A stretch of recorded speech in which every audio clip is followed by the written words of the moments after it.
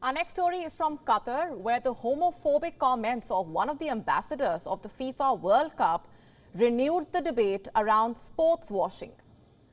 A former Qatari footballer recently said that homosexuality is quote-unquote damage in the mind, and also it's haram or forbidden. Here's a report. Sports washing. Have you heard this term before? It means using sports to improve your global image.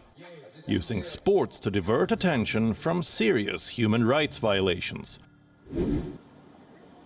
Saudi Arabia is accused of many such violations, like enforced disappearances or arbitrary detention.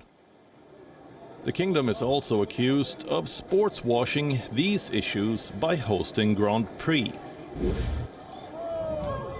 So is China. Not too long ago, China hosted the Beijing Winter Olympics. It got the world to fly down to China and talk about the games, instead of the genocide in Xinjiang.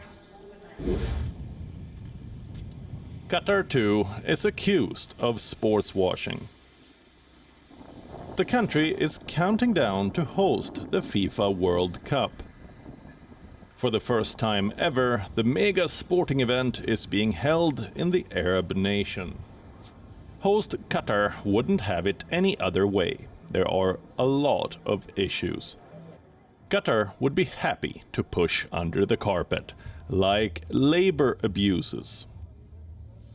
According to one estimate, over 6,500 migrant workers from Bangladesh, India, Nepal, Pakistan and Sri Lanka have died in Qatar since 2010.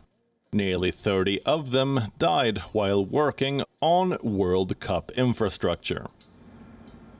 Here's what Human Rights Watch says. There is documented proof of labor abuse in Qatar, including wage theft in World Cup-related projects. Homophobia is another big issue. Qatar outlaws homosexuality. In fact, homosexuality can be punishable by death in this country. Now, an ambassador of the Qatar World Cup has told a German media outlet that homosexuality is a quote-unquote damage in the mind. The ambassador, whose name is Khalid Salman, said those coming to Qatar for the World Cup should accept the country's rule. He went on to call homosexuality a haram. You know, something that's forbidden. So, when he was asked why, Salman said it's because homosexuality is damage in the mind. In Qatar, a person who's homosexual can be stoned to death.